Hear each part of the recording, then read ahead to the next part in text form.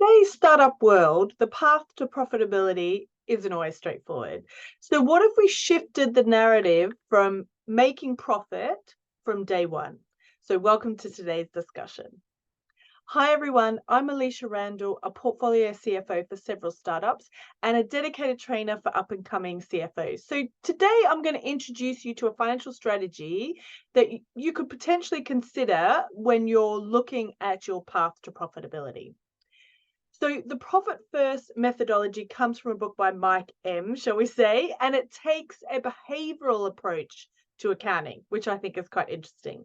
So with the profit first method, instead of typical formula where we do sales minus expenses equals profit, the profit first is sales minus profit equals expenses. That's it. So it's all about ensuring that your profit comes first. So you might wonder why this shift is essential, especially with startups and scale-ups when rapid growth really becomes center stage. Well, unfortunately to say, the current economic landscape is suggesting that the urgency to get to break even might eclipse the race for growth at this stage.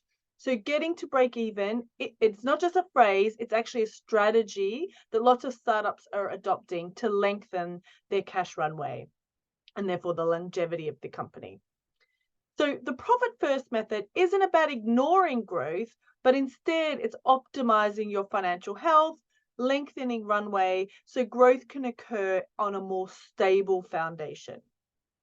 So by using elements of this approach, startups can prioritize savings, so potentially allocate a percentage of income to profit every time, so ensure you have a consistent financial cushioning. Streamline expenses, so by focusing on profit first, you're forced to scrutinize and manage operational costs better, and therefore getting to a break-even point, and it even becomes visible. So if you only have this much to spend, what are you going to spend on it? It really thinks about resource allocation. And then finally, financial discipline. So consistently setting aside profit encourages a disciplined financial habit, not just for financial professionals, but for the entire leadership team.